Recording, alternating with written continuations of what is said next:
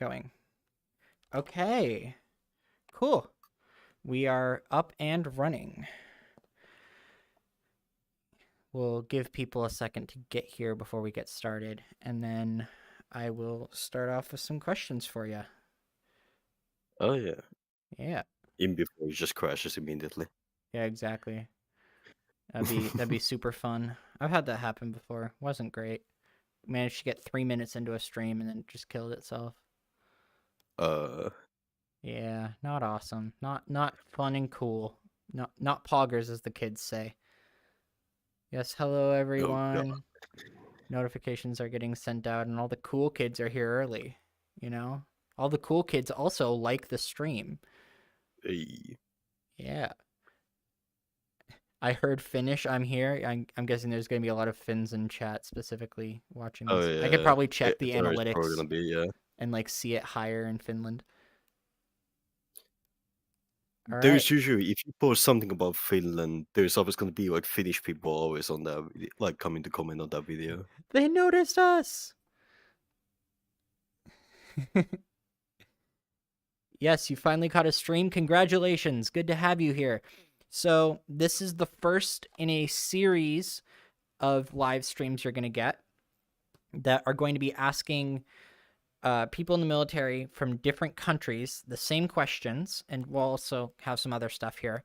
But we're going to ask the same question to each person. And then we're going to have a whole video where it's like a compilation of the interviews. So you get the answer from like 20 different countries. So I'm really excited to start on that. And the first one here is our Finnish friend Gritter. And I have some Oh, questions for him. But before anything, would you like to introduce yourself? oh yeah, I can introduce myself. My name is Grider. I am a Finnish army, more specifically, well, conscript, not a actual hire because there's very specific thing that we have a conscript system over here. So I am indeed a conscript, but currently in one of the readiness units around the country. Not gonna name which one, but essentially started my way in January when all that shit like what happened in Ukraine. I was in middle of the tents, in middle of the woods, and boom, like Ukraine got invaded by Russia. So it was like at that surreal moment when it might actually become, because usually it has been part of like, oh yeah, you're gonna do the army and then you're just gonna get out. But then when Russia attacked Ukraine, it became like, oh yeah, I might actually go to the front line. So it became like a very surreal moment. Wow. But yeah, Yeah, I'm guessing the existential crisis of potential war is even worse when you're one of the guys who's going to be fighting it if it happens, huh? oh yeah, it doesn't also help the fact that I am currently in the readiness unit, which were originally made for Crimea. Mm, So we are essentially in these units with conscripts and like actual hard staff to like, if war comes out, we would literally get a call and then we would immediately go to our barracks and go to war if like that situation ever came to be. So yeah. so you guys are kind of trained for the combat style that would be happening best of all. Oh yeah, we are kind of like the first responders of like if an like invasion comes over. So yeah. Mm. Do you think there's any danger of your country being potentially invaded during a World War III scenario? World War III scenario. If Russia decides to, well, considering the fact that all the way up north is actually few, it's I think there was a nuclear base at like Murmansk, which is like very like north of, like next to Finland, like north of Finland, like at the east side of Finland, like around there. There's a nuclear base there, nuclear submarines there. If we at if we were like in NATO, which we're still getting into, it's Uh, like Russia would definitely attack us first to like, yeah. if yeah, to like get more secure border. So yeah. on that. So yeah, Yeah. but I doubt that would happen considering that they can't probably afford to get a second front currently. So yeah. Yeah, because their resources are already being stretched pretty thin on just the Ukrainian front, huh? Oh yeah. Yeah. Okay, so let's start with some questions that we will use for this video. The first one: how do you feel about your country? That's a very okay. How do I feel about my country?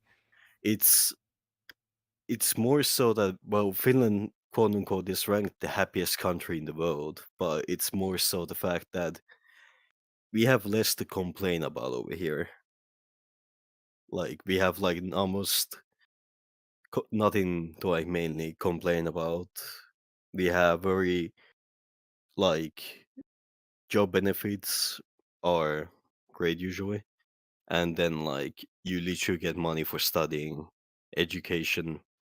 It's amazing. So although there's also misconception about the education system over here, but yeah, Hmm. What would that misconception, or what would those misconceptions be? one of the classic ones would be we don't get homework. People think that? People like the classic misconception is that we don't get homework here. That is the most utmost lie you can get. It's like people do get homework here. I don't know how much people get homework in the states, for example, but people still get homework to do. So yeah, Hmm. Before anything, let's. I just got two donations from very kind people. Nuclear Bunny, thank you for the oh yeah, $10. I don't care what this money goes to; it always goes to somewhere good. Glad to finally make it to a stream. Yes, I'm glad to have you here too. And I do stuff. Thank you for the $14. Uh, okay. Let's see. What else have we got on here? I love Did how I see the comment of the happiest country in the world. Guys sound super depressed. uh, let's see. Did uh, you join the military voluntarily? Voluntarily, no, because we have a we have a conscript system, so all it's by law by all men above 18 to first get evaluated if they can go in the military, and then they would go up to a call-up board with like papers showing that they are either like medically able to go to the military or not, and then over there they would get a time assigned to them if they were going on in the winter time, which is during January, or during the summertime, which was July. So yeah, and then they would just wait for that time to come, and then it's off to the gates for the first time, and yeah, it's surreal. Yeah. What would you say is the thing that like keeps you going in the military? Is there like a motivation you have to do well? Motivation. I kind of lost. To be frank, I quite lost during my very like basic training. I lost a lot of motivation to actually because I was originally considering to do a lesser time of service instead of going to the readiness unit and whatnot. I was considering doing lower time of service and everything like that because first time we got we like up to that point I had gotten like 3 shots of the COVID vaccine and whatnot, and then immediately as I go in the army, first 2 weeks I got COVID. Oh boy. And yeah, we had to do aiming training. We had to do formation training in the bunk rooms themselves because it was that bad because the whole unit had essentially gotten COVID. So yeah. What was the COVID policy like when it came to what you do when someone gets it? Uh it was like they would get quarantined because there was like one guy in my bunk room when we initially came there. People were people got COVID, so they got immediately sent off uh to quarantine inside the unit in like secluded rooms and whatnot that they couldn't leave other than to go do bathrooms stuff and whatnot, and then just mask when you were out in the hallways and so on. You had to have mask, and then we were eating essentially outside the -20 Celsius. We were eating, or much more 25 -25 during January. We were eating outside. Essentially, just you would have to wake up and then you would march bunk room at a time. We were not even in, like, platoon formations and whatnot, even though we had learned that. We were going like by room to like go grab food and then eat, like you would eat like cold porridge at like -25 Celsius. It's like that's the Fun. most unmotivating thing ever. So Yeah. yeah. Bro, that sounds like a gulag. It was very much like that. So yeah, it became like it was so like trapped feeling because you couldn't do anything, and now I'm like seeing all the guys that came on July having all the freedom to like do shit that I couldn't do during my basic training, because we have this thing called the soldier's home that you would be able to go to like buy snacks and snacks, get some grilled food and whatnot. But the thing is, back then, if we wanted to go get some, we had to either do a WhatsApp message to like order stuff during like before 1 p.m.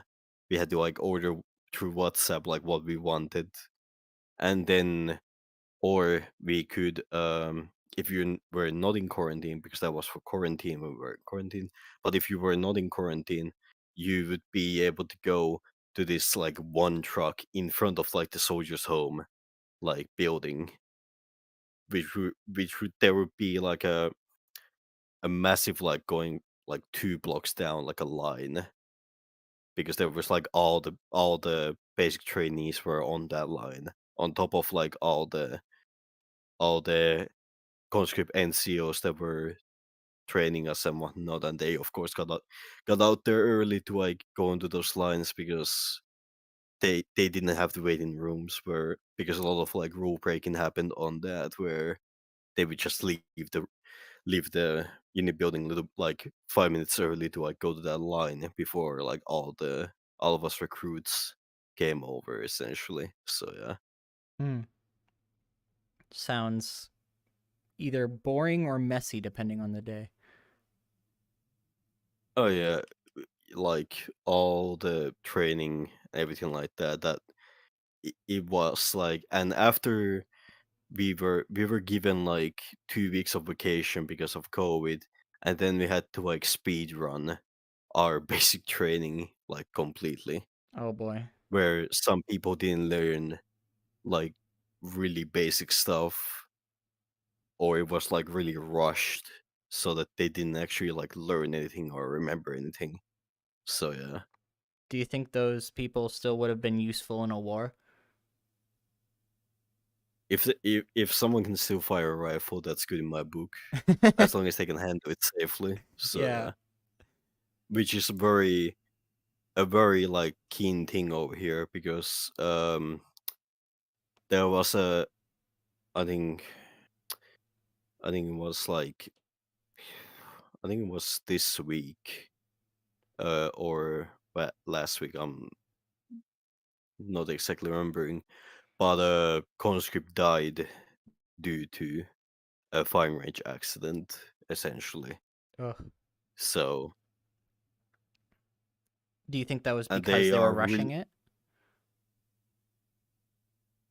no, because this was one of the this was during like July, Mm. so I doubt it was rushing. It was more. I think it's more so the fact that they when you stuff like bunch of like 19 to 20-year-old people in like rooms, and want them to do stuff. I've seen a bunch of like different stuff that like like essentially just the most gracious shit happened when all like the actual like hired people, like the staff sergeants, like the officers left, like to like go home because of course they work there, they don't live there like us do. So they would essentially go home, and then it would be usually the unit would be kind of like a controlled chaos, which is also usually what it is. So yeah. Mm. Let's see what else I got for you. Okay. Do. What would be your job? So, what's your job now, and how would it change in wartime? So my job currently, I am infantry currently. I'm a combat lifesaver also.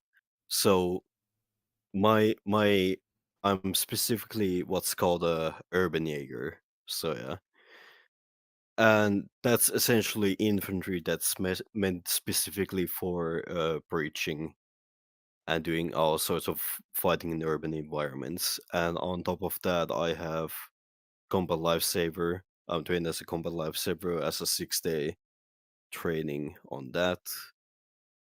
I wouldn't say it qualifies for as much as what, for example, because we got taught by our staff sergeants that although we got trained in combat life saving, it's very much not as like on the level as like the professionals from like US or like France and whatnot. If they had to do because we don't know how to do in sessions, because that's what the medics get trained for, because they get more time for training for that. We got like 5 days of like training on basic like medical stuff that would save someone's life, Mm-hmm. and we know like to like help how to help medics and whatnot. Although my platoon, I'm currently like at that point where my own platoon medic doesn't know how to do shit, so I have to teach as a combat lifesaver how he has to do his shit. So it's it should never get to that point, but it's at that point where some people don't want to be there, which is completely understandable. Military isn't for everyone, Yeah. depending on life situations. One of military is not for everyone. Yeah. But then, of course, you need to also take responsibility that you're, because I was initially wanted to become a medic because I really wanted to become a medic, but someone else got chosen of me, and I become an urban Jaeger. So, and then I see essentially this kind of like a blob that's like not really knowing how to do medical shit. It's very frustrating to me because you took someone else's spot that someone else would have like wanted. So yeah, Mm. that usually gets to happen. So yeah. Yeah. You said that the military isn't for everyone, which I totally agree. What kind of people would you recommend military service for? Recommend military service for. Um, I would recommend military service if you are, first off, you don't have anything bad in your life going on. Depending on the country also. I'm currently, although I have trained with the Brits, I have trained with Americans. For example, the 82nd Airborne, I have trained with them on urban warfare and whatnot. It's very much you have to, number one, be fit for your job. So if you are mechanic, of course, you don't need to be as fit. But if you want to be something really like an infantryman or special forces and whatnot, you need to be really fit for that. It Mhm. it comes from physically fit, ethically fit, mentally fit. There's so many variables that I would have to say that if you really believe that the military is the right choice for you, I would say go for it. So yeah. Yeah. What are some things people should know before they get in that they may not already? Um, know something that okay, so I'm trying to think because I'm trying to think of like because you get taught at everything like immediately as you go to basic training. Like there because I've known talked with other American American soldiers and Marines and airmen and then also some Brits also. It's you really need to know to like to take the hit essentially because if you decide to essentially just if you're gonna have that if you're gonna prepare yourself mentally that you're already gonna know everything and you're gonna have already these set expectations of like what it's really gonna be, then I would say you would be more surprised when you get there when you realize it's not what you already thought it was because whether that comes from your father from telling his stories in the military and whatnot, it I would say you have to set your expectations to be kind of free in a sense that you know that you're going into something that's going to be physically and mentally tough for you, but at the same time you're going to keep an open mind and like listen to the higher up people because they've been there longer than you there and then whatnot. So yeah. Yeah. What did you think the military was going to be that it wasn't? Were there any misconceptions you had when you got in? Only misconception I would say would be I'm trying to actually think. Uh, taking it really serious in that military aspect, like taking it really, really seriously. Like there would be people taking like full on fucking patriot stuff like that. Like the staff would do that and whatnot. And it was like professionalism because they are there working essentially. They are not there to like they're not there like full time to be like, Goofing I off? I'm trying to goofing off, and it's that professionalism that's like because I've heard stories mainly of like those staff personnel that are essentially that give what's called a rondo, which is kind of like smoking people like randomly, and that might happen in the U.S. over here. That's it might have happened in the 80s or 80s and 90s over here, but nowadays over here we don't have that kind of smoking sessions where someone might have to do push-ups and sit-ups and whatnot because they did something wrong because they're gonna be but instead over here they get told like an adult you, because if you act like an adult over here surprisingly you get treated like an adult, but if you act like a child you get treated like a child here. So yeah. Would you say that's true only in the military, or is that true in like the Finnish culture as well? Can you repeat that? Uh, you say that you're treated as an adult if you're an adult. You're treated as a child if you act like a child. Would you say that's also true of like the culture in your country overall, or would you say that's just a military thing? I would say more of the because more of the military because and I would say any kind of like workplace environment over here. The staff usually treat us like the staff of course treat each other with like, that they're work friends and whatnot, and they treat us like we are unpaid. We are kind of like interns essentially. Mm, So because that's kind of how like it is over here, where you I'm trying to think of it currently. It's like very stoic, kind of like mentally, mentally, like kind of like I'm trying to get the word out. Very like as I said, yeah, more workplace environment oriented over here. So yeah, yeah. Let's see. How does your country treat its veterans?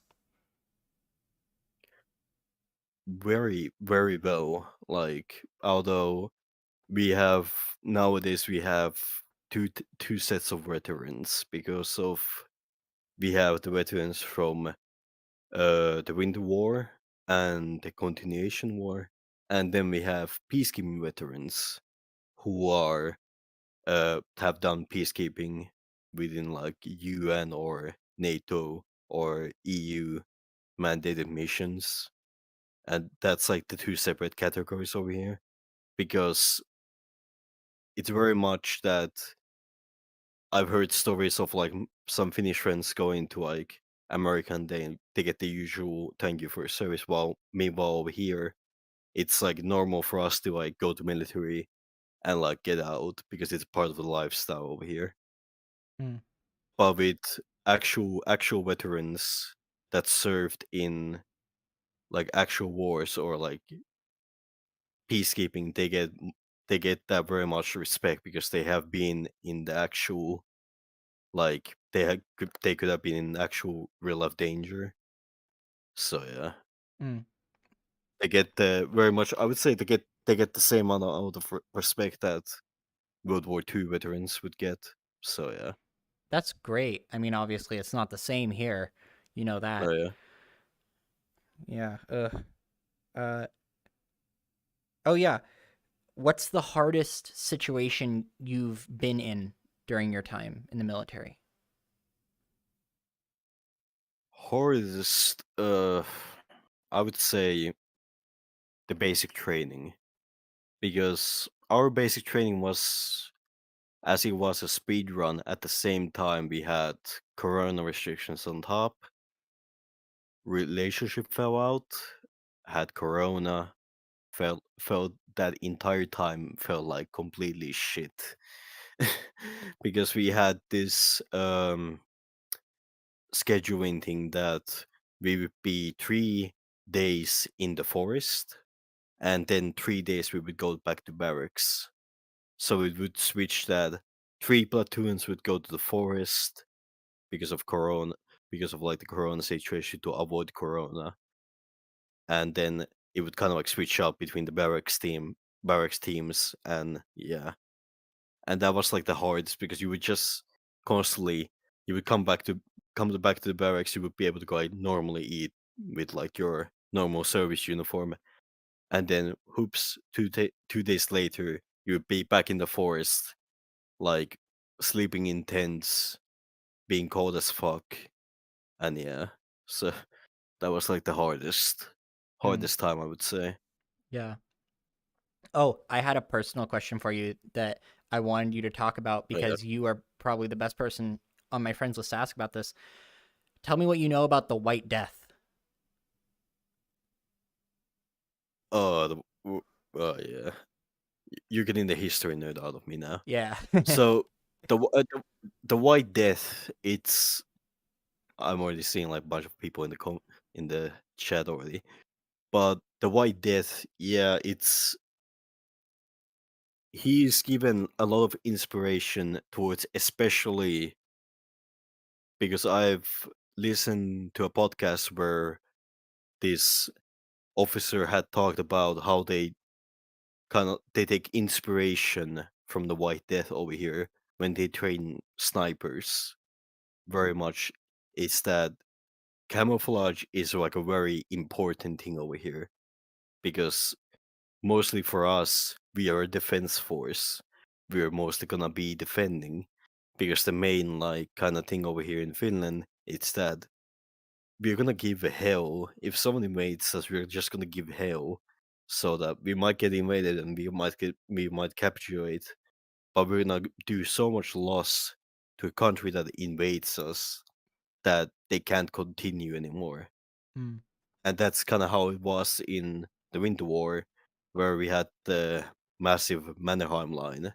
We had the White Death, for example, giving that much losses to the other soldiers, and yeah, it was like it's very inspirational in my opinion. So yeah, Yeah. It's kind of like you heard about what was his name? It's kind of been proven that it didn't actually the person didn't exist, but like the mythos is so important. It was the guy in Ghost of Kiev? Was that his name? Ghost In of the Ukraine invasion, there was a myth about a pilot who was like taking out Russians completely silently and then disappearing. And I don't think it happened, oh but yeah, well, it's kind of like the same vibe where beyond just the person, of course, yours was actually real and he was a badass, but like beyond just the person, oh yeah, the myth and the legend of it is so important because it gives you that strength to fight and be like that. oh yeah. It nowadays especially information travels so much quicker than back then.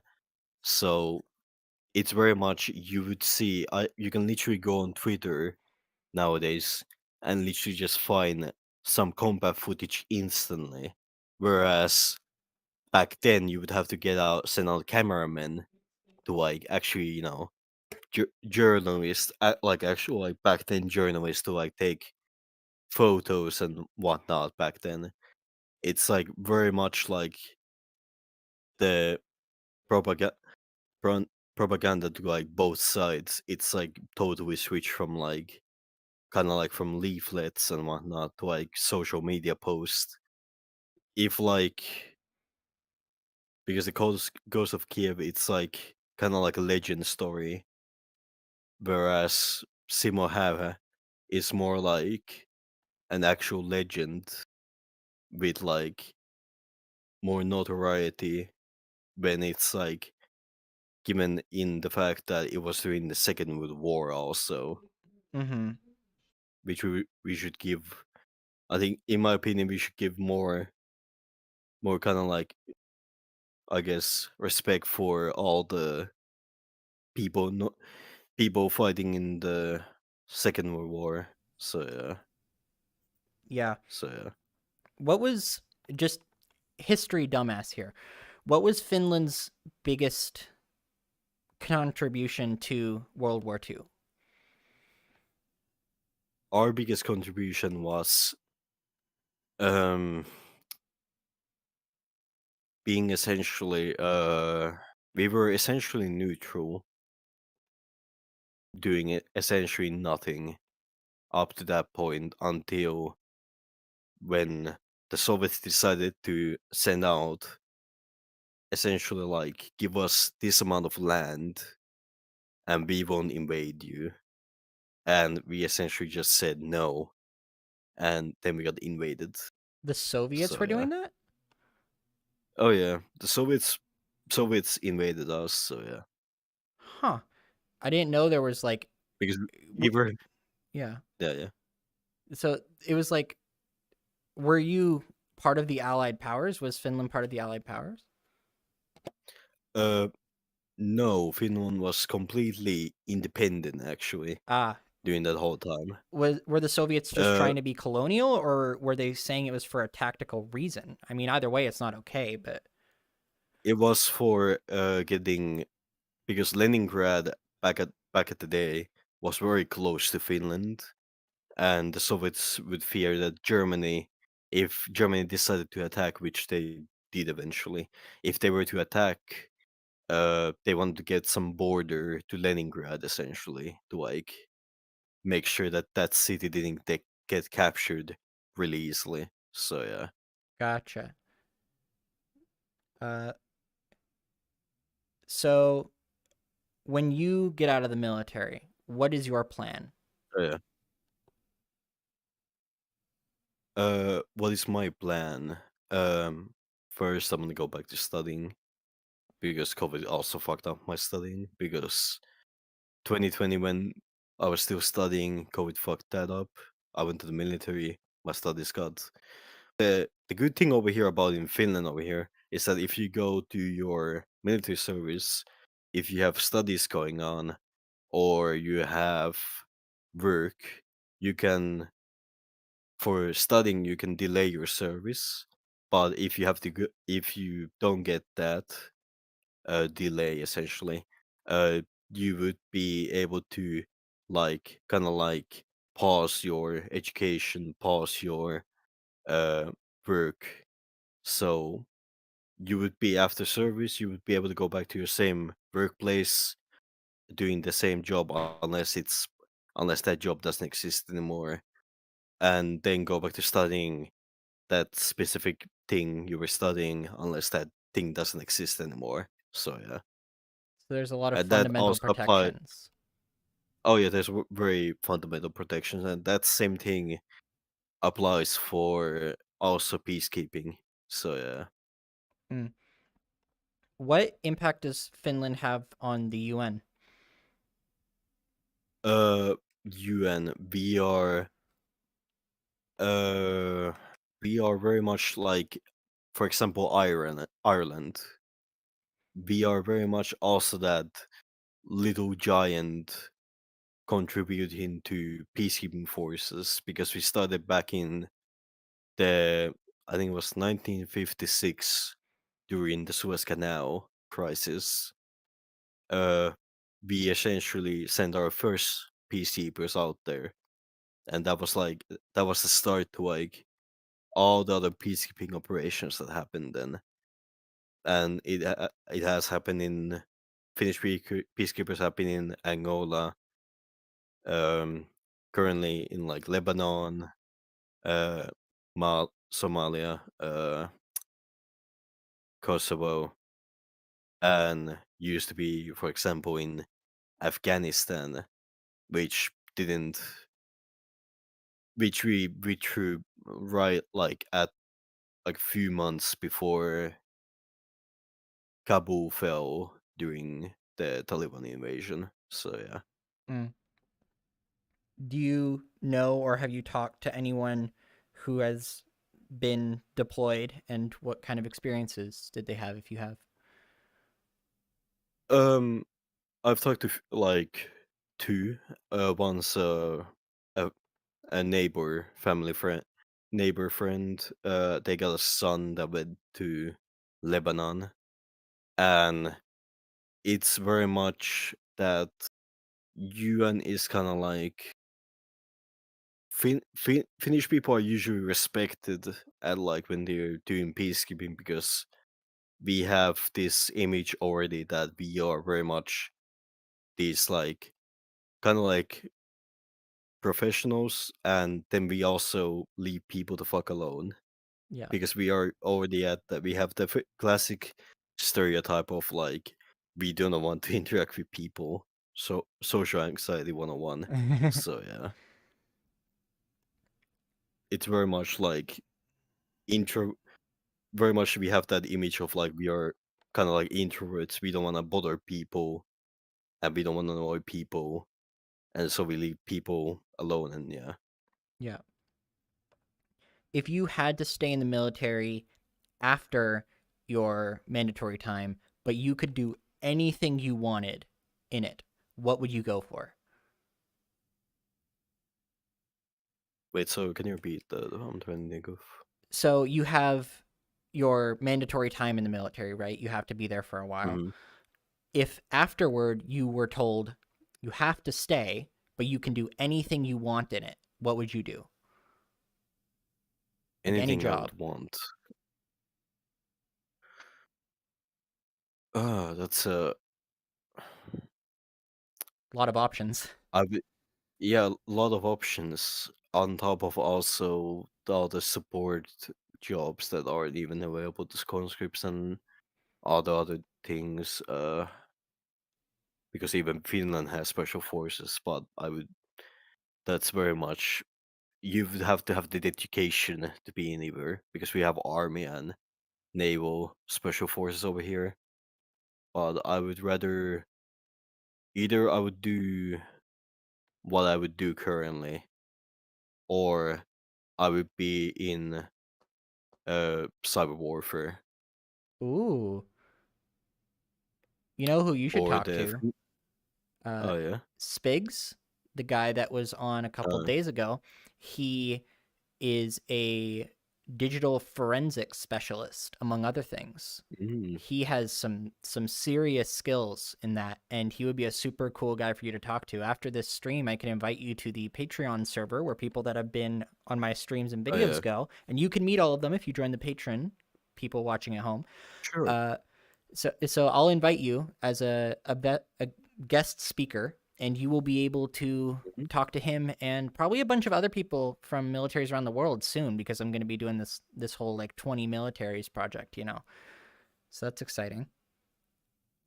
I I feel way less qualified compared to like what actual professionals do. I would say I would be underqualified, but yeah. Let's see.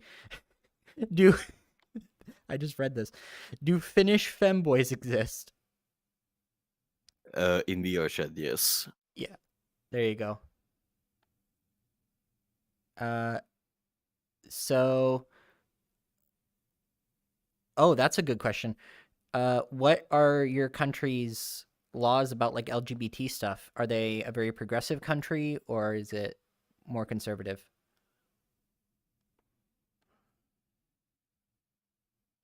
I probably cannot answer that because I don't know exactly, and I don't like to answer something that I don't know. Ah, So, you know what? Fair enough. I appreciate that. but but overall, I would say the culture would be accepting nowadays, much more nowadays. So yeah, Mm, although there is that very, there are still some stereotypes going on, but nowadays it's way more accepting. So yeah. right. Back to the military stuff. If you had the ability to change anything about the Finnish military, what would you change? We would get paid more. Fair enough. So let me explain the pay. So for normal staff personnel, they get regular payment, they get benefits and so on.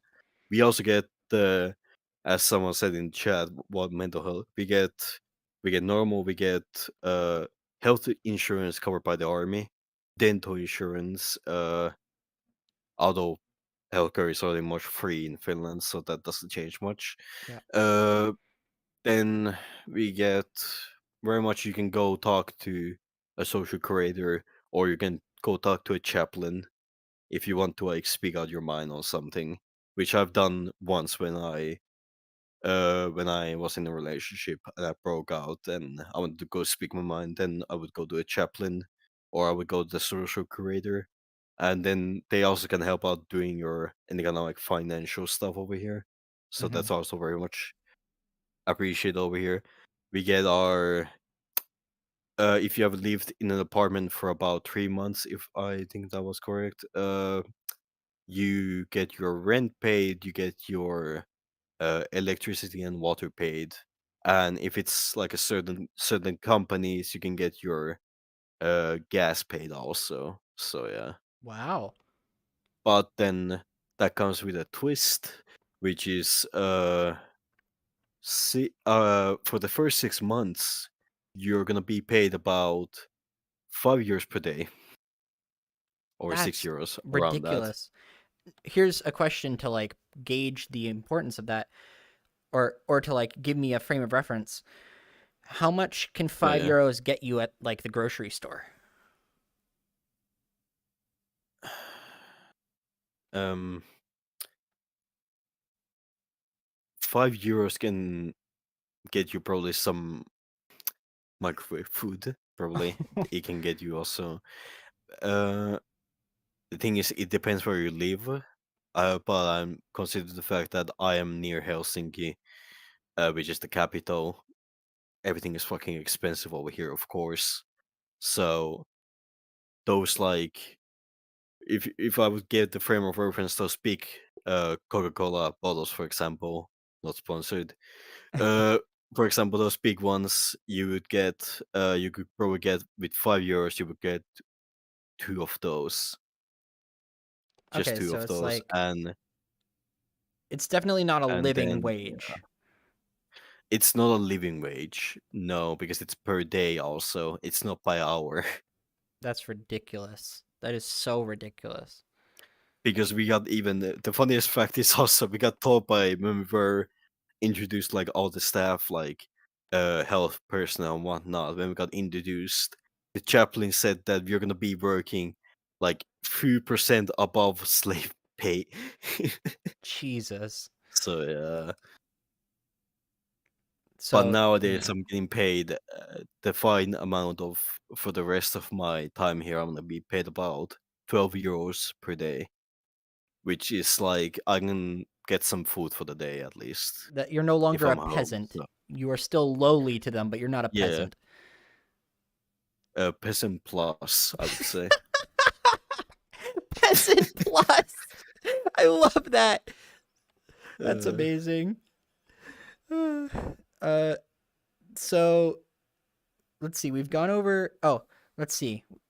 Ask the Finnish soldier about the Ukraine war, etc.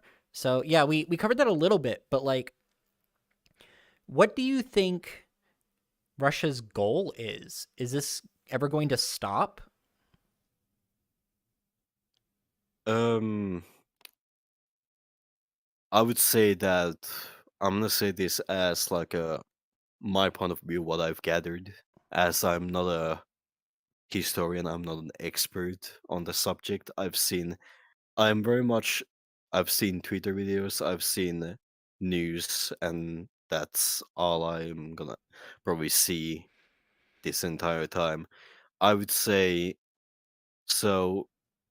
Ukraine is probably gonna consider the fact that Russia annexed parts of Ukraine. Ukraine is gonna probably get them back, maybe, or they are, or and also get maybe Crimea. They probably depends on the situation, but probably gonna get Crimea back, and probably it's just gonna be chaos for Putin because I'm just gonna when I talk about Russians, I'm gonna talk about the Russian government because I have few friends who are currently like experiencing the draft node, essentially getting conscripted to go to Ukraine. And yeah, it's very much people don't want that, considering the fact that Putin can't even call up all the reserves because it's not a full on invasion war. Mm-hmm. So there's even less support. And now people are getting drafted no matter what you are. If you go protest in middle of like fucking Moscow, you would get probably a draft notice and then go to Ukraine. And yeah, it's very much if I were there, I would not want to live there at all. So yeah, Mm. Do you think that your country should intervene there or any of the NATO countries? it kind of is already. Uh, both sides, of course, have foreign volunteers, which are not government gov- by the governments, and then there's foreign aid. I would say if some, uh, I would say right now, considering the fact that Ukraine is already like at the point of like they've already gained most of the territory back. I would say currently, for my country at least, we don't have r- to say currently to invade, and probably because we would get also, although we would probably get in us involved in a nuclear situation, Yeah. probably. But yeah, Yeah. but for NATO to completely involve itself, um, I think that's a kind of a difficult question, like because countries can do whatever they want, but then it affects the overall opinion of other countries having that opinion of them. So Yeah, I would say I think the foreign aid at this point is like the most that's like needed. right. Yeah, yeah. Yeah. Tomorrow, actually, I am having on a foreign volunteer who worked as a combat Oh, medic. nice. He intended to be a medic only, and they basically told him, "Here's your gun. No matter what your training is, you need to kill if something happens." Right? Because like that's what it's like Oh right yeah. now. They don't have these set ranks and positions. They just have people ready to fight to liberate a country under attack. That's we have at that point where although I'm not even like even though I'm a combat lifesaver, I'm not protected by the Geneva Convention, and I would doubt in war no one would respect that. I doubt in because in war, although we have the rules of war and so on, those get broken up real quickly when the other side wants to win. Like in World War I, they already had conventions about not using mustard gas, for example, and then that got used during World War I. And yeah, Yeah. What do you think are some rules of war that should be added, if any? added, I would say none currently You'd because say there that, are yeah. already like very specific ones like you of course you can't harm civilians unless unless you act in like self-defense. You have to do stuff by this rules of engagement, otherwise it would be considered like a war crime. Of course you can't. I would say it's cruel to if you were to go up to like a wounded enemy and then you just execute them. But Mm, if they pull out a pistol and like try to like come over and point at you, of course then you are acting in self defense because very much if you point a gun, that's using a gun.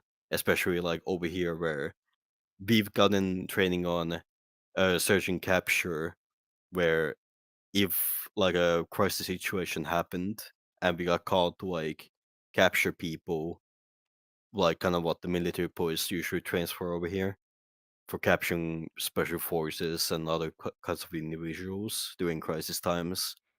It's very much if you use a gun, if you point a gun, you better be prepared to like, especially over here, to like prove that that was like lawful to do over here. hmm So yeah, Oh yeah, because civilians can own certain weapons in Finland, right? uh, but you have to first get of course, a license. You have to either be kind of like a sports shooter, or you have to do for hunting, Mm. and that's like the only. I think that's like the two only reasons, if I remember correctly, and those are kind of like the only reasons because you cannot use a gun here for self defense. You would be actually doing a firearms violation if you were to use gun for self defense. So yeah, Even if like someone was as a in your civilian, home. even even the law is very like kind of fucked over here. At the same time, where some rapist would get like few months in jail, but in the meantime, you would yeah, the classic tax evasion, you would get much more harder sentences. It's Jeez. uh, law isn't perfect, and that goes for like every country. Like not even Japan is perfect, for example, because fucking Japan, uh, if I remember correctly, has like 90% incarceration rate around that, and that's because usually when the police put charges on it, they usually pass, even though you have like very keen set evidence that you're innocent. And yeah, That sounds ready for corruption. over here we have, at least over here we have corruption. Over here is like really low. It's usually with the Nordic countries like Sweden, Denmark, Norway. We have very low corruption, and that is probably contributed more by the culture Mm-hmm. where where the government is held on account, actually held on account. And you can even like there's this there was this one video I now remember that literally just a drunk guy when the president was giving the speech, and then he stopped, and then this drunk guy s- like said to him, like yelled out from the crowd at him, and he said like, "You did a good job, Mr. President." And he was like, "Oh yeah, thank you, thank you." Even though the guy was like completely like talking like slurring his speech, and yeah, so That's so awesome. Yeah, like I was imagining like you said that in Japan the police can basically just put you in jail because the laws just go with it, or the courts just go with it, right? yeah, it's Like usually with the judges. If I yeah. remember, if I when I looked that up Yeah, one that time, sounds like it's all you usually if you the bribe judges. the police, then you're like there you go. Yeah, you probably have usually with gang activity over there because the Yakuza still exists, but that's more not as prevalent as in like the 80s and 90s, where nowadays they are more just corporations. Mm, That's the Yakuza now, where the mafia is just more in the shadows and paying off. yeah. Over here we don't. Oh, we have had corruption, even though we are quote unquote perfect. It's like there is still corruption over here. Like no country is perfect. I'm not never gonna say that because we've had I think like a lead, like a commissioner in Finland over here who was like busted for essentially dealing drugs. Oh, Like yeah. And he was like leading this commissioner was leading like a drug unit. So it was like even more like serious that he was essentially busting people for drug crimes, and then he was dealing at the side essentially. that's amazing. What kind of crime is most like prevalent there with corruption? Is it mostly financial crimes? Public intoxication probably, or vehicular stuff like drunk driving. Mm, I'm so yeah. seeing some people wondering, yeah, we can have long guns, we can have SBRs, we can have semi-auto shotguns. Suppressor laws surprisingly are very much more lenient than in the US. You don't have to wait for a few years to get that. But again, getting the license itself to have that, and then you have to have a license to buy a gun. Hmm. That that's a separate license also. So you have to have a license to actually own the gun, and then you have the license to like buy one. So yeah. This sounds like the British. Do you have a license to be stabbing that guy meme? Oh yeah. Do you think that all of that? I mean, I won't judge whatever your views are on this. Do you think that there should Oh yeah. be more strict, less strict, or the same gun laws? I would say it's like perfect over here. Mm, Uh, in my opinion, because there's like in a year, uh, how many shoots? Like 7 times a police officer has to, like I think in like 2018 or 17 there was like 75 times, or no, 7 times that a police officer had to use their gun. Wow, That's like not mentioning if they had to shoot or just point. that So is yeah, amazing. Like even if if and the then number's under a yeah, thousand, that's still amazing. Like that's incredible that it's so low. Like, dude, that's a dream for us. It's it's so crazy that like American just go to Chicago, and that's a complete opposite. average Chicago male, just like a guy with 20 bullet holes in him. Chicago athlete, just making sure what's the starting pistol. Dude, uh like have you what do you think of like how Americans talk about, cuz I know you were talking about the Nordic countries. There was that time that someone on Fox News, you know about Fox News, right?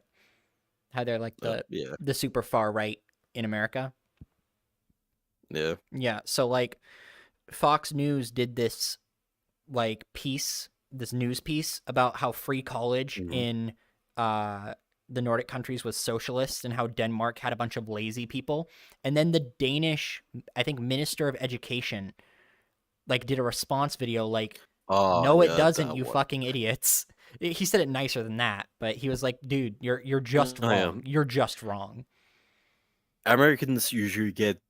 We have something called social democracy over here, Mhm. where it's like we have that culture that if you are, for example, we have something called a Kela-rotta, because Kela is like a benefits. I don't know what's it in English, but like a kind of like a benefits. They gave benefits like the, like I mentioned before, the paying the rent and whatnot, or if you're unemployed, they give you those checks, and yeah, and then Kela-rotta or Kela-rat is what we call a person that's saying to the saying to that agency that he's quote unquote looking for a job, but he's just putting out applications to everywhere and just getting the unemployment benefits, Mhm. and that's very like looked down upon. Yeah. Is there like universal housing there for people that can't Oh afford yeah, it? we have a right for housing. Yeah, because you know what I explain. I've explained this to people before, like Americans that are like right wing or libertarians. I tell them, if you think that it is possible for a country that gets into the negative Celsius every day of winter to not have universal Mhm. housing, you have no idea how it works. When you are that high north, you are not able to not have universal housing, dude. Like you'd freeze all your homeless people every winter. Although I would say it's like it isn't perfect also, because that, like, nothing is perfect, as I said, because one time when I went as an a school, like a school thing, because they have a repair shop, and I'm a ICT student, so I fix electronics and whatnot. We went to fix a DVR, or a DVD player. What, I don't remember which one. We went to fix that over there, and we went to go check it out. And we went to this essentially free public housing place, and then we entered the apartment. Guy was in a wheelchair, okay, and then we saw the entire apartment, which was in complete like mess. Like I was like almost like puking, Oh, and then there was porn DVDs and so on. So yeah, what a mess. it isn't. Yeah, Yeah. like you would see why Pepsi bottles, like those big ones, like on the floor and so on. So yeah. Yeah. I guess the general idea is that you can try to make things better for people, but you can't always fix the fundamental things that make life hard for them, whether it's mental issues. Well, it's usually mental issues when it's like that level of uncleanliness. A lot of it can be like depression or other stuff that messes with Yeah, people. or people just have given up on life and then just taking government benefits. That's Yeah. usually those people exist, but those are, yeah, burden on society, which we have that culture that if you take advantage of that, essentially everyone else is paying through taxes. You're like living like how you're living. Like Yeah. if you are like overly fat, like Denmark, Sweden, and so on, we are essentially paying your kind of like lifestyle, your treatments. So yeah, Yeah, it's that like helping others but with accountability kind of thought process. oh yeah. Yeah. And do you think that that's effective? Like, would you say that you're happy with how your country treats people on that scale of wealth? Um, taxes are fucking high. Yeah, yeah. uh, uh, VAT fees. If I want to buy something from the US, for example, I would have to pay 24% tax on that. Wow. Plus what you're already paying in Yes. income taxes? Uh, not in like if I want to buy like a, for example, I bought my for my Quest 2, I bought my battery pack for it. It cost, I think it was like 75 euros because it was like a custom one that lasts for long. It cost like 75 euros around that. But then it got pumped to like 100 with shipping fees and then the taxes and yeah, like all that shit on top. So yeah, Yeah. Do you ever feel like you're being and I'm not saying this is my opinion. It's not, but do you ever feel like the taxes that you're being paid aren't fair or that you're paying aren't fair? for getting to leave, because there's this one friend that essentially told me that he had a friend that was making 30,000 a year as an electrical engineer in Finland. But then as soon as he moved out to America, he got paid 260,000 in Jesus. America. And that's because of taxes and so on. But when he had kids, that's the when the funny part comes. But when he had kids and all these like insurances and healthcare, he had to pay way more than he would have paid here. Yeah. It's very much like because on top of the education free being free, um, almost all of the healthcare being free, it's like it's outweighing like the cost of paying little more in taxes, Yeah. because you would be like, oh, you're gonna be in a car crash. Well, you don't have to pay arm and a leg for an ambulance to come and pick you up. So yeah. Yeah, like in America, there are stories, and they're not uncommon stories, of people that can't afford an ambulance instead of calling 911. Because the way 911 works is they have to pick you up even if you can't pay it. Like they're not going to ignore you, right? At Oh least we have yeah. that.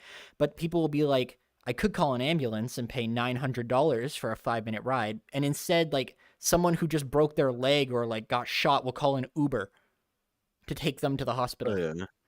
And which is Yeah, ridiculous. I've heard those. Yeah. Yeah. Gee. Yeah, it's so crazy, dude. My country's weird. Uh, American moment. I'm like a country with many more other countries. Yeah. It's seriously, it's like Like, every it's single state is weird. a different country nowadays. Or like it's like certain sets of states, like Alabama, Georgia, and Missouri. Missouri? Mississippi? One of the two. They're like their own country. Yeah. You know, like in Florida. Oh my God, Florida. Don't get me started on Florida. Bro. Florida man. Indeed. But yeah, I'm looking at the chat currently. It's how's the chow in the Finnish military? It's good, decent. We do have, although I would say the MREs are not up to the standard. I would say it's very like maybe we could go food, because essentially the same company deals with prison food and also the military food by the same company. So it's at like the same standard for both. And it's honestly good for that. So yeah. Mm. We can have meatballs, potatoes and all kinds of like stuff to be put on, and coffee. Decent one actually. So yeah. Yeah. Um. Yeah. Azeal, don't you live in Canada? No, I live in America, relatively close-ish to Canada, though. And the person who's going to be moving in with me soon is Canadian. She's super cool. She's going to be moving in with me and my girlfriend and my Nice. roommate, so that's exciting. The immigration between Canada and America is easy though. Oh yeah, how easy is it to move to your country? Depends if you already have uh parents that are have the Finnish citizenship. It's really easily. Um, then it becomes harder if you don't have Finnish citizenship as more and more. So it's kind of like in the US where you have to get a green card. Mm-hmm. So it's kind of like you have to get the green card in the US. So yeah. Ah, Sadly, the MREs do not have reindeer or screen cheese. They have uh, it is if you would look at that it's literally store bought back packs of like outdoor meal that you just put hot water, and you would get like mashed potatoes and meat that would be like all crunchy inside even after you put it at the set time, or as hot water as you could. It would just be crunchy, and it was just like disgusting. But pasta bolognese was always like the good one, what and would is be the the good one translation here. for that? Pasta bolognese, do Wait, what is it? you know it? Pasta bolognese, it's Pasta. The second word I don't know. bolognese. I don't Maybe know I'm if just that's dumb. actually. I'm probably just dumb. I think I don't know myself actually on that, so I can't. Uh, let's see, mental health care. Oh yeah, Yeah, how's so the mental mental health health care care we there? have the so for the army Finnish military, we have of course the chaplains. We have the who usually are there to talk about the spiritual. If you even if you are from any religion, or if you're not even religious, they're there for you. So at least that's a good thing. Mm-hmm. Uh, then we have a social curator, which is also there to kind of like he's more there to like talk about helping out with your real life issues. Like if you need to get a home, he helps out. He's very much like if you need someone to talk about like helping out in real life problems like getting a house and whatnot, and getting out with your insurance and everything like that. He's kind of the guy to deal with that. And then we have the conscript chaplains, or to like come there because they get trained to be like chaplains in wartime. So they're there to like because we had one time when we were in Corona times, we had to be in our bunk rooms. We would have like conscript chaplains. They would bring us a Bible and then give us a free sugar donut. So yeah, Hell yeah. Oh god, Maceman, what the hell did you just send? I remember watching a Finnish horror movie called Rare Exports where people have to fight a horde of naked Santa Clauses. Is your military prepared for that this year? that is the greatest threat so far, and I cannot report on that. I am Classified. under obligation to not answer that question. Yeah. uh, does the Finnish military have Yeah, any I'm pretty sure. stereotypes? Yeah. Uh, f- stereotypes. Okay, so I- I'm trying to think to outsiders. I would say the Finnish military would be to an outs like kind of like from outside Finland itself. Trying to actually think of one, because for outsiders we are like very much treated like, oh yeah, we are very professional. We are like me like we are professionals. We are meanwhile like we have guys that been in the military for 6 months. It like depends on your job also. It's like you can be in service for about 6 months up to a year. And yeah, I would say, because I've talked with my staff sergeant, who's a actual like working person there. It's like we're gonna be at the same level as like kind of like U.S. Army. We're gonna be at that like level at the like the end when we get out. So yeah. Mm. Oh, you said earlier on in the stream that you've trained with foreign militaries. What are the differences Oh between yes. their training styles and yours? Okay, so we had in the summertime we had the air. It's what to talk about in public. We had the 82nd Airborne come over here. We got to essentially do how they do preaching, or how they do their tactics, which is kind of like much more in a bigger team. Meanwhile, we have much more smaller like squads of like 3 people in one like kind of like half team, and then we would do their terms, and then they would do our terms. Then we would talk about when I got to like feel like I got to handle the M4, for example, and then like I got to feel how much their body armor, like the plate carrier weighs. It's like light. It was like fucking light. Like the M4 light as fuck, the plate carrier light as fuck, and then the plates that they had. This one guy just literally just pulls out a plate from his like car like pocket, and it's like it's light as fuck. Meanwhile, we have this like fucking heavy ass plates in our like in our plate carriers, and it's like with our gun, the RK-62 M2, which is like which is like pure metal. It's like it. But also, I have an aim point micro T2, which is a laser sight, and then I have a flashlight on that, and I have a laser also on that. Mm. Although on all of that weight, and then if you have to go put on night vision, it's like all of that weight combined. It's like it kind of like it's like I see why we don't, because the gun becomes very much cumbersome, so we have to be in ready position rather than we can't hold it up very much that long, so it becomes like more so ready position rather than actually holding it up, Mm. because it's just that heavy to the point. So yeah. Uh, you explained a little bit of it there, but what's your loadout like in combat? My loadout, wartime, I don't know, because if I go, because we would get handed way more stuff than we would have currently.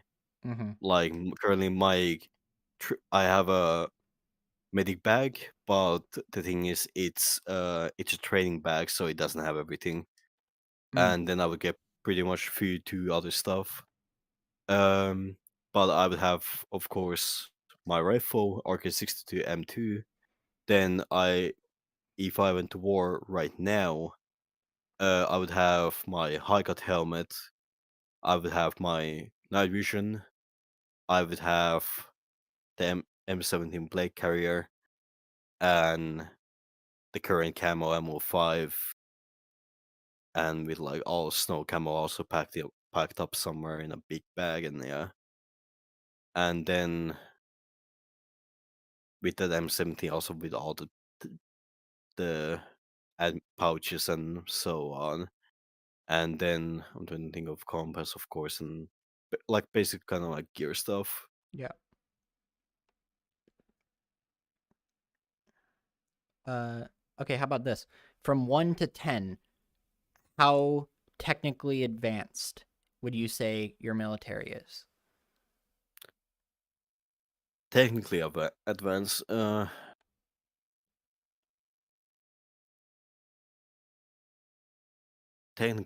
advanced. Well, I'm trying to think. Um, in terms of night visions, it's at a good state. In terms of like electronic warfare, uh, good state again. For example, my father, for example, he was a signalsman, and he used to essentially he would during one of the exercises he would have a crew with him that they would drive around in a old Soviet van back at the time. They would drive around in this old Soviet van, and what they would do is that they would stop at a point, park the car, and then take out the jammer that was like the inside the van, then like try to set it up quickly, and then start to like jam the signals. And then after a while, they would just lower it down again, put it inside the van, and then go to another position. And they would just repeat that constantly for that entire exercise. Huh. And we have like our signals, it's very much there's that meme of that wire being stuck to a soldier where it's very much we have it's more mechanical because you can't really jam something that's mechanical unless you destroy it from the source. That's very much taught here. It's that radios are more like depending on what unit you are, but if you are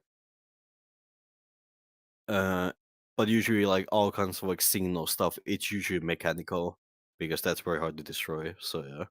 Yeah. Uh, what do you think? Go Otherwise I ahead. would say oh yeah, sorry. But otherwise I would say the technology we are like more ever like from like the past years and so on, we are like way more aware nowadays. So yeah. Hmm. Do any of the weapons or gear that you guys use, does it come from like, Lockheed Martin here in America? Like, are they allowed to sell to you guys, and do they? Um, only really American stuff I think over here is a Stinger.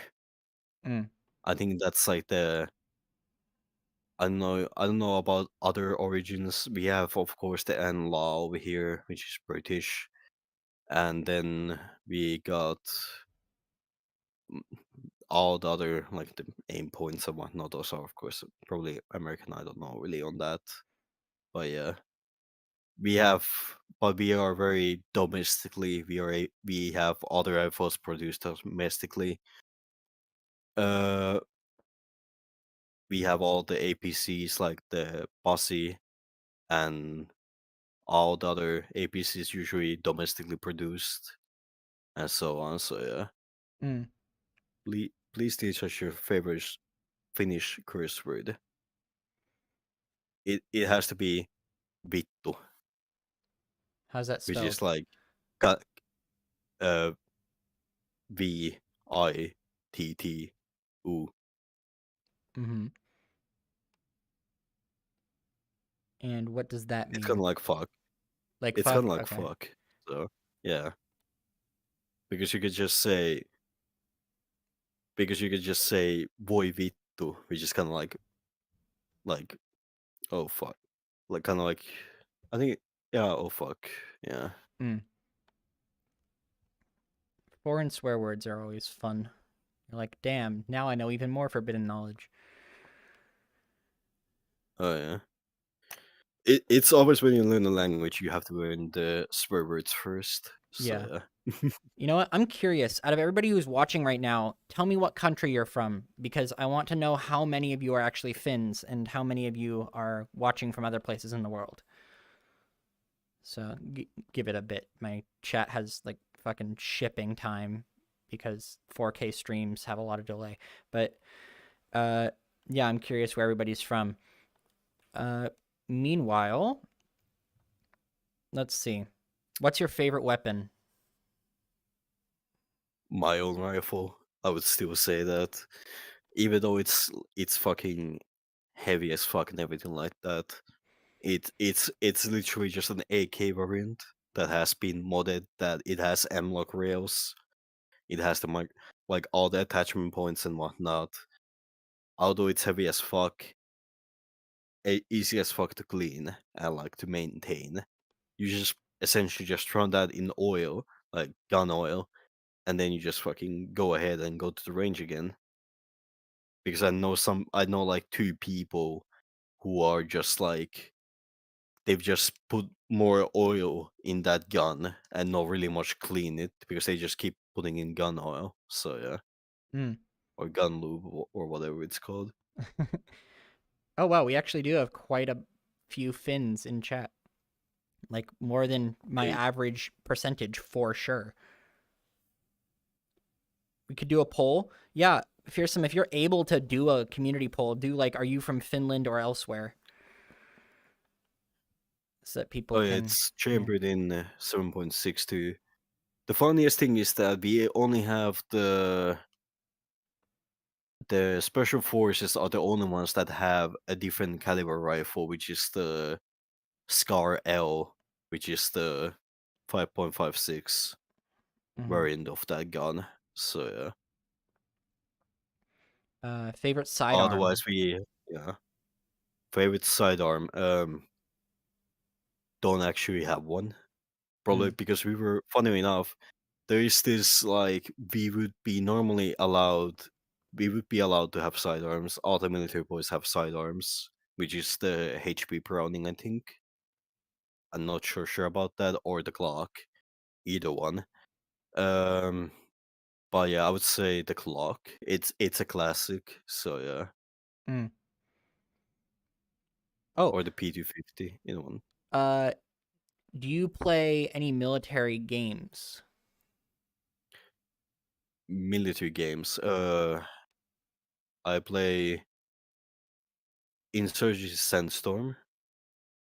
Uh, that's a very much what I play currently when I'm in the army. When I'm bored, don't want to go to the gym anymore. I just play Insurgency Sandstorm.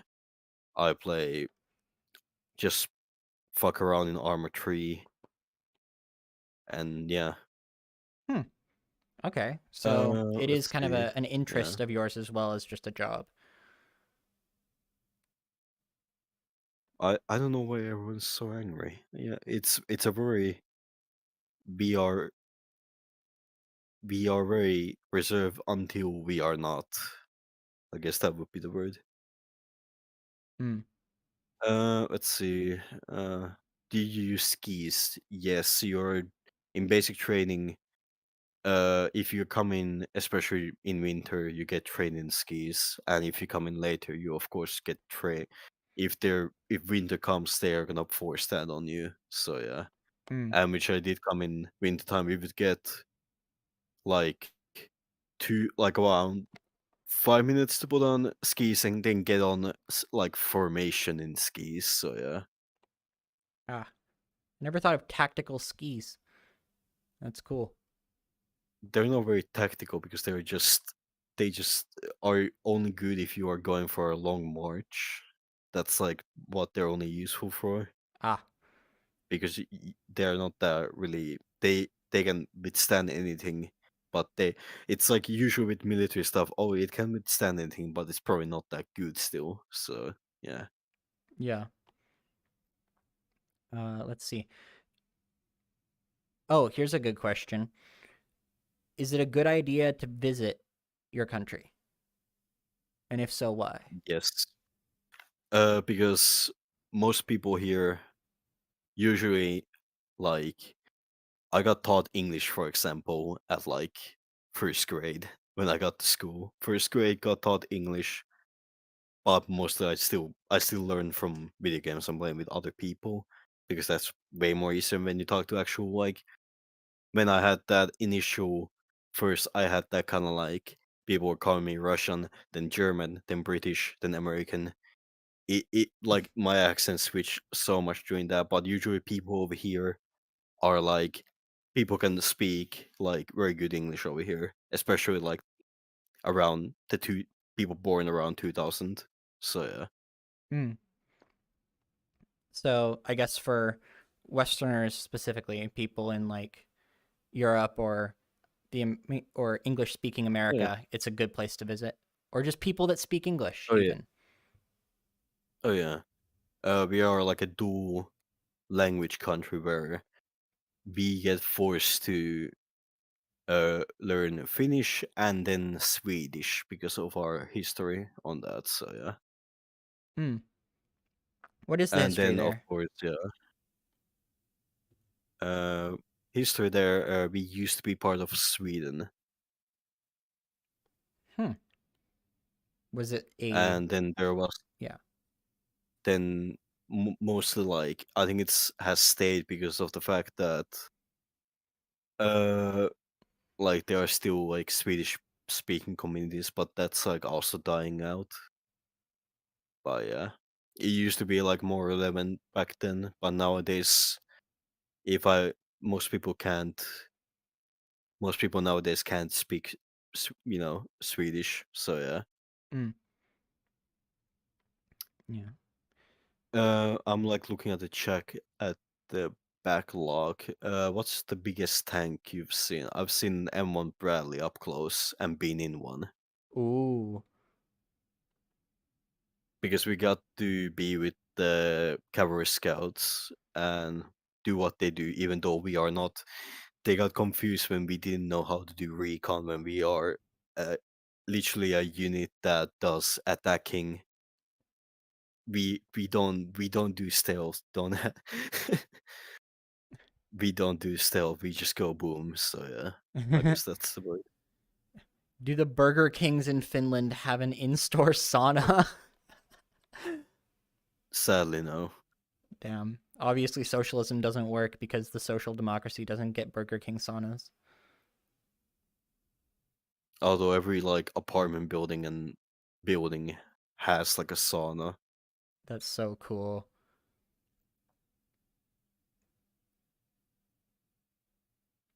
I'm also looking through Let's see. the chat thing.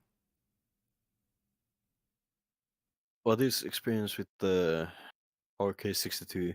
So what I have is the Mark II version, where it's the version that's been upgraded from the normal RK62. For example, my rifle was made in 1970s. It's like 1972 it was made, and it's been essentially just upgraded to have modularity to like because I have a grip on my gun, I have a sight on my gun, and a bunch of like other stuff. It's it's very like it's said to be like a range rifle because it's so like accurate. It's very like accurate, and but if you have the sighting score, because as with any like iron sight or sight, if you have the zeroing fucked up, then you're not gonna hit shit. So yeah, Mm, yeah. but it's a good rifle. Uh, Would you recommend living in Finland? If you're coming here to study and then getting out, go for it because a lot of people do that. A lot of people come over here to just to study and then just getting out because of they don't want to live with the taxes. And then some people come and here and stay, which is also like you can stay here. People can talk very good English over here. Like for example, I have a friend currently in my platoon. He's from LA actually. He came from because he originally he got the option. Do you not want to go to the military? Because he was born in the U.S., but his mother was Finnish. So what happened was that she he decided to like come over here, and he's like literally just used Duolingo, and he's pretty much learned like a very good decent level of like Finnish and like understanding of it during like this entire year that he came over here. So damn. yeah, Damn, props to and him. he's probably gonna yeah, props to him. Fucking coming from LA to over here, it's probably much more refreshing to be fair. So Yeah. people don't bother you and offer you to sell drugs all of that. Yeah. Uh oh. why do you think Finland is ranked the happiest country in the world? Um, I think yeah, we went over that. It's because we have nothing to complain about. Yeah. That's the most point. I mean, you get paid. You can get paid if you study. That's but that's like depends on if you live alone or and so on. So yeah, you get Yeah. more money if you live alone and have a own apartment. Yeah. Yeah. Is it true Yeah, PhD and students get swords when graduating? What? Is that a thing?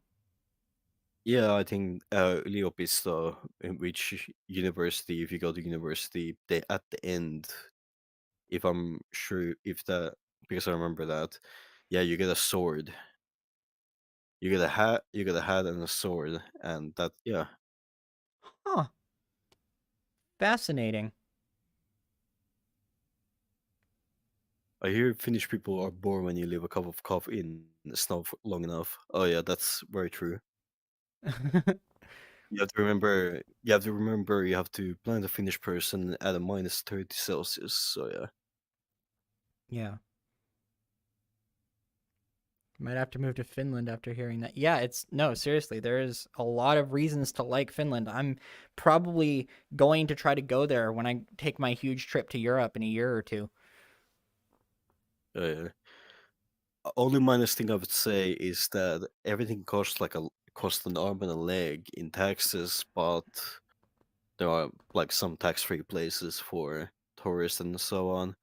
And then drunk people. That's like the most common thing. Where I've had situations where a drunk person has called me a Nazi and whatnot. So yeah, Fun. and then yeah, fun. And I've had drunk people having like a plastic bag and then having like a ton of alcohol, and they're like, "Here, you can have this. Oh, you're coming from on vacation. Here, I have this." And you're just trying to hand me a bottle of alcohol, which I have to like in middle of the metro station, like openly giving it, which I have to like deny because if I yeah because service violation, and I do not want to get a record like get a fine at like at the end of service Yeah. because I would like to get a perfect because if you are in a preliminary investigation that can lower your like service like kind of like rating lower, which means that I would not be able to go to peacekeeping, which I want to do. So yeah. Ah. Okay. Last question before we can finish up. What are the punishments like there A punishments in where in the specifically? Finnish military? Like if you screw up, what happens to you? So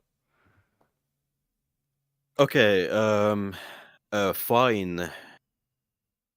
It can go from a fine to added service days. So you stay there longer. Where when everybody else goes to home and they go to reserves and they go to sit back to civilian life, you have to stay there for a few days. Then there are those kind of situations where we had a guy from New York who kind of like disobeyed orders and was on vacation in the like too long in vacation and didn't come back. He ended up essentially just digging out ice in front of the unit with a combat shovel, E tool. So yeah, Oof. it like depends on like the unit, but it's usually a stronger warning to a fine to getting. It can go to civilian court also if it's like serious enough. Ah. Like because there is has been a situation where even to some reserve school because you can go the reserve officer school if you get picked for that where you get trained to become like a second lieutenant in the reserves. um Apparently some students over there killed a frog and they got charged for like animal cruelty. So yeah, Mm, and that went to like civilian courts. So yeah. damn. there's like way more much I want to like talk about, but we went to like overall general just Finland. Yeah. Uh, what kind of stuff would you like to talk about if we continue? Uh, like overall, what I with all the moments I've had in like overall, because I've had moments where we've chilled with the Americans. We went to like swim with the Americans during like summer, for example, at one point during the doing over here. So when they were over here, so yeah. Hmm. Uh, And there's like overall bad moments, and then there are those like really fun moments and enjoyable moments. So yeah, but those are like probably gonna go up to like 3 to 4 hours if I would go to ramble on them. So yeah, how about this? How about, because we did the questions that I need for that video, that was super oh yeah, awesome. How about we do a part two? I'm guessing everybody would love to see you here again. You did a great job. So we'll do a part two of oh this yeah, stream once I have some more spots cleared in my schedule, because I have, like, so much stuff going on. And once you're free from, what you could do? We could talk again oh yeah, once you're out, and you could talk about it like from oh yeah, a perspective of what it was like afterward. yeah, yeah. Which is exactly in 1 month I'll be out fully and back into a normal person's life. Hell yeah, man. Then I will chat with you in between now and then, and we will absolutely set up for you to come back Oh on yeah, once you're out. All right. oh yeah, Well, thank you so much for coming on, and this was really fun. And I hope you all enjoyed at home. I will hopefully have some more of these military streams coming soon. So thank you all for watching. hey.